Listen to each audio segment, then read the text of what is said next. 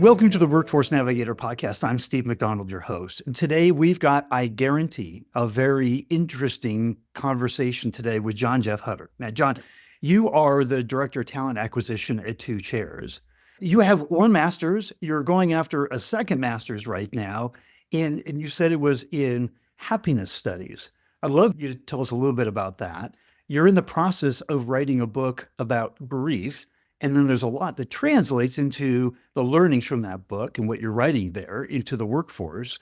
But everything is going to coalesce around today's topic of missed opportunities at the intersection of empathy and accountability in the workplace. But before we jump into that, maybe if you could explain a little bit more about your background and what you're doing right now. Yeah, I would say that at the core of my experience in work is my experience in life. And it would be remiss of me not to mention losing my dad while I was working abroad in Seoul, Korea in 2016 absolutely changed the trajectory of not just my life, but my career, what my purpose is, and the things that I'm passionate about. And before that experience, I think I was someone who was chasing career advancement in the form of like shiny object syndrome. Like, what is the most exciting project I can take on?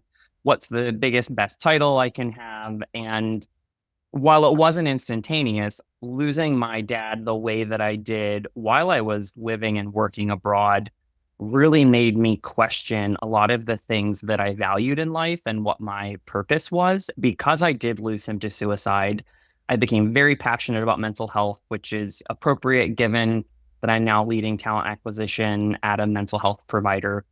And it is so central to who I am.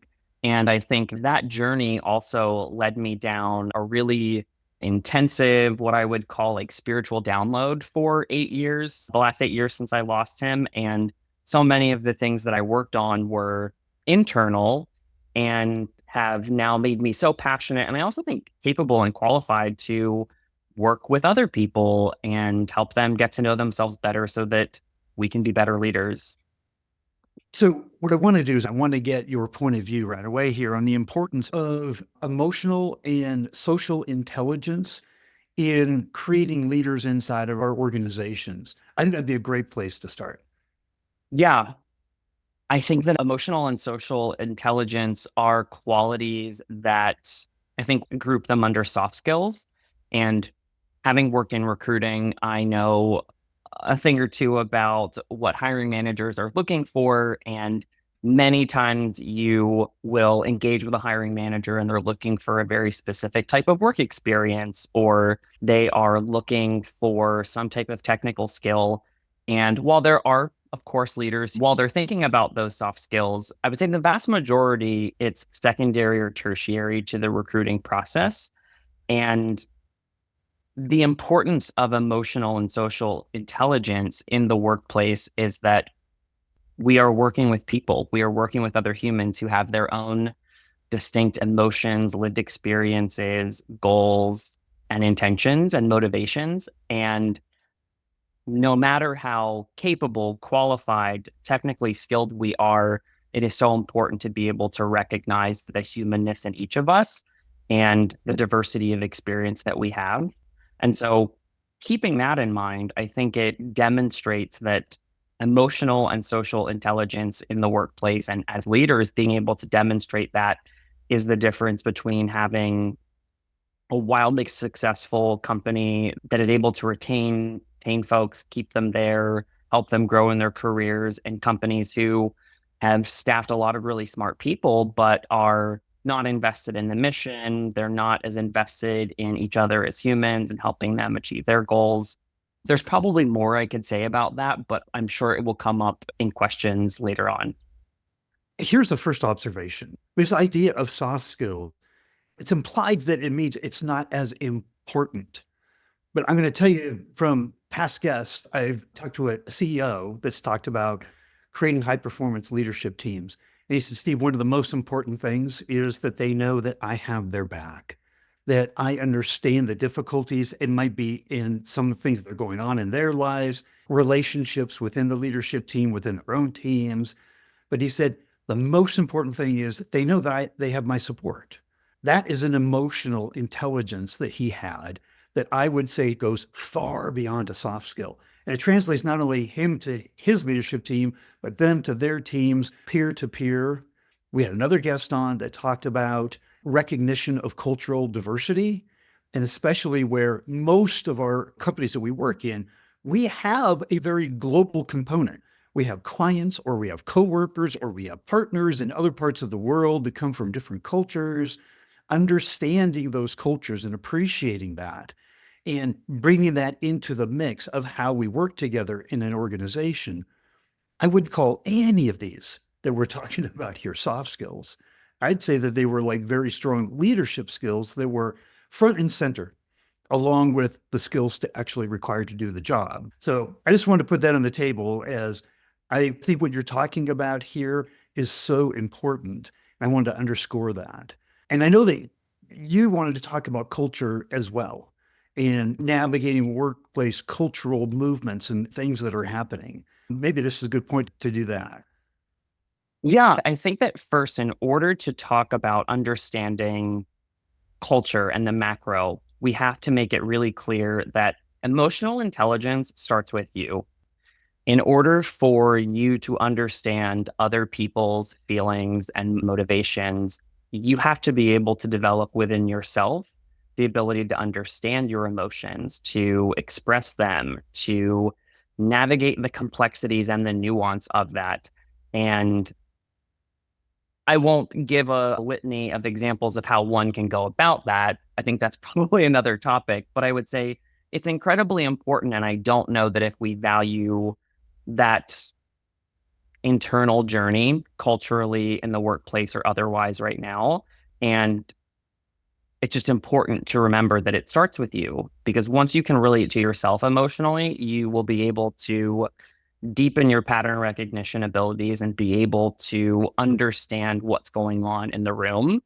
And I think that is so important as we begin to talk about the broader macro cultural movements in the world. And I think that's where also social intelligence comes in, because something I wrote down while you were talking is that social intelligence also allows you to leverage emotional intelligence and in an appropriate fashion in the workplace. Because one example I can think of is if we are demonstrating empathy and seeking to understand what someone's experience is in the workplace, we also have to recognize that sometimes some people don't want to talk about certain things in the workplace. And that's where empathy can go awry, because in our personal lives, we may want to prod and poke and seek to understand because we care about the other person. But with social intelligence, we also have to understand when that's socially appropriate. And in the workplace, you have to understand sometimes that there are boundaries that people will set. And the social intelligence is where you can acknowledge that and say, okay, I've sought to understand and I'm detecting there's a boundary here. And I could probably go a little bit further, but I'm going to choose not to because my social intelligence is telling me, hey, this probably isn't a good idea. And going back to your initial question about navigating workplace cultural movements, is everything I just mentioned is imperative when we begin to think about various workplace cultural movements. And I think that my own personal experience with this was during the early days of the pandemic, when I think culturally we were all quite alarmed. Our nervous systems were activated. We didn't know what was going on. And then we also were coming off of the heels of and the beginning of other social movements. And so I can think of Me Too, Black Lives Matter, conversations about the LGBTQIA plus community in the workplace. And all of this started to trickle out into social media. And I think that the line between the corporate world or the work world began to become a conversation that was much more embedded within the cultural zeitgeist. And I can think specifically of the Great Resignation that became a trend on social media. And I think for the purpose of this conversation around empathy and accountability for leaders, it is about understanding what is going on socially and culturally so that leaders can maintain a sense of understanding of how different people are feeling about different things. And when I think specifically about the Great Resignation, and I think the reckoning that we had in the workplace about the role that work plays in our lives, what type of meaning we put into work, we began to talk about psychological safety. And I think that is particularly relevant in the conversation about empathy and accountability, because while I think that the conversation about psychological safety was greatly overdue, I think that because it is something that now is being talked about broadly within society, we've lost an understanding of what that actually means. And that's actually something we can probably go into a little bit more. This idea of empathy and accountability in the same sentence. Empathy, all about a greater level of understanding, appreciation for what somebody's going through, but the need to keep them accountable too. How do you balance those two? Because sometimes accountability, you got to really hold people feet to the fire. There's business, there's deadlines, there's clients that we're servicing. Yeah. And I think that what's helpful here is the way I think of empathy is I think of empathy as understanding. So if empathy is awareness and understanding, that awareness and understanding does not need to translate to action every time. And so I think of my role as a leader as seeking to understand the motivations behind certain decisions and then shedding light on how those motivations and decisions impacted someone's work. And so I can think of an experience working with a direct report who was working on a very important cross-functional project. As this person and I were working on this project, I presented several ideas that I later learned were completely wrong. I was working off of incorrect information. I was not the subject matter expert. And as well-intentioned as it was, as a leader, I went in forgetting that despite my own opinions about hierarchy and really just wanting to be in it with people, I was this person's manager. I was this person's boss. I was someone who does their performance reviews. And no matter how close of a relationship and how trusting of a relationship me and this person was, I did not remember that what I was saying could be interpreted or land as a directive. And so when we were working on this project, I said, hey, I think we should do this. Maybe we should try that. This individual took that as direction, went and executed, came back. And I was like, hey, this is like, why would we do this? This doesn't make sense. This isn't illogical. And I remember the person looked at me and said, I did that because that's what you told me to do. And so, one, I felt like an idiot in that moment because I was like, oh, why don't I say that? That makes no sense. And so I began to seek to understand, okay, why is it that this person didn't push back? I thought that we had a very close relationship. This person has given me feedback before. What is the difference here? And as I paused and reflected on my role in that interaction and then asked questions of this person about why they didn't push back, what it is that prevented them from stopping and saying, hey, John Jeff, I actually think that's a bad idea. I realized that this person had been through several interactions in previous workplaces where that type of behavior was not acceptable. You did not push back onto a boss. You didn't tell a manager that they had incorrect information. And in that moment, I realized that this person's lack of or inability to raise their hand and say, hey, this is incorrect, was rooted in their lived experience. That's the empathy piece. At the same time, I had to say, okay, I understand that. And what I need you to do is to be able to raise your hand and say, hey, why are you telling me to do something that's wrong? Do you realize that this is incorrect information? The empathy component is understanding the reason why this person is operating this way. The accountability piece comes in saying, okay, I still expect you to be able to tell me when something is wrong. The component, which is the intersection between empathy and accountability, is understanding what is it that I can do as a leader for you to help become more comfortable with that, given those experiences, knowing that this is something that is a core component of your job. There are people who have a lot of opinions in areas where you are the expert, and it's going to be important for you to be able to raise your hand and say, this is incorrect. We cannot do this. And so it's not effective if I were to say, oh, okay, because of these experiences you've had in the past, you don't have to raise your hand and voice dissent. So I hope that is a helpful anecdote to understand where empathy, accountability, and this like responsibility in between, which is where the leader comes into play. And is that a role of the leader to knowing that you've got different team members that have different backgrounds and different organizations to set the tone up front?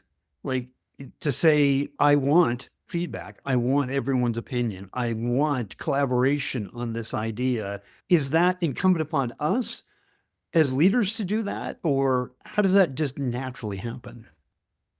It is incumbent upon us. And I think it naturally happens when we set the expectation for that, but then follow up the expectation with a demonstration of those behaviors. I can think of any time that I'm onboarding someone new to my team. In the first one-on-one I have with them, one, I seek to get to know them and really develop a rapport and to understand to the extent that they're willing who they are as a person.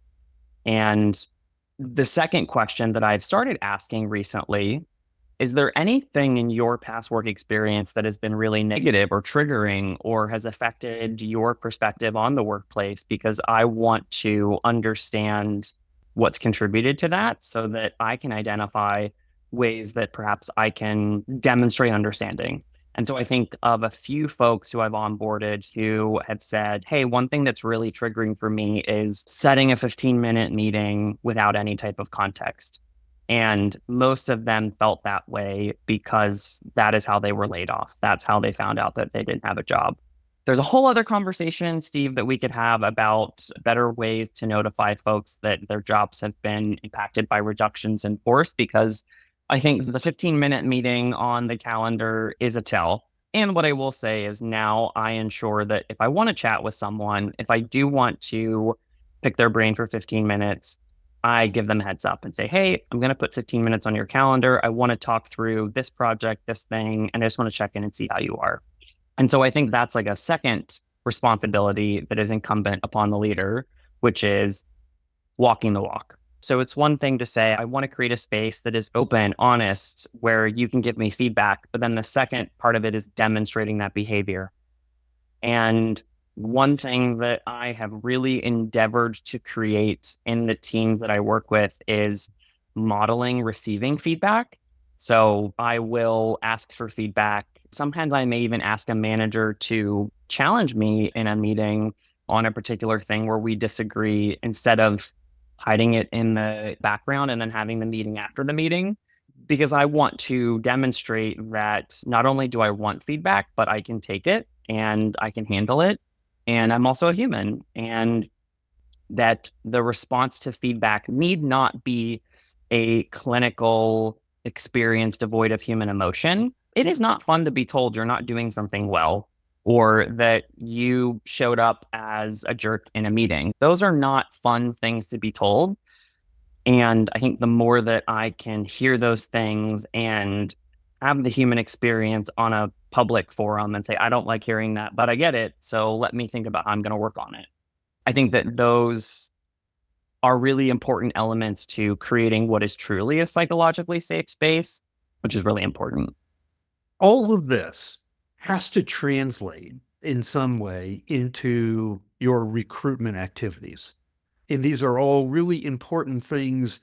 But how do you decipher from somebody who is a candidate that is going to have these qualities of emotional intelligence and social intelligence and empathy along with accountability? And how do you ascertain that? Or is that something that's part of the culture that's built in that they're going to learn? Is it a combination? How do you think about that? I think to assess someone's relationship with empathy and accountability, so a candidate's relationship with those things, I think the most important thing off the bat is to be open and transparent in the recruitment process about what working at this company is like. And so I think in recruiting, sometimes we get caught up in selling or emphasizing the positive components of the workplace. And what I have really endeavored to create is a recruitment experience where we can say, hey, these are all of the really great things that are going on. Let's also talk about some of the not so savory things. Let's talk about the really difficult days. And I think that starting with that, I think it is the first step towards building trust with a candidate so that they can see that this is a multifaceted organization with good days, bad days, challenging projects, exciting projects, and everything in between. I think establishing that level of transparency and trust then opens up to asking questions, behavioral questions about someone's experience with empathy or accountability in previous roles. And I think there's a few different ways to do this. I think that the tried and true standard is behavioral interview questions, where you are asking about a time someone had to performance manage someone who wasn't meeting expectations. There's a lot more to an answer for that question in what's not being said as there is what is being said.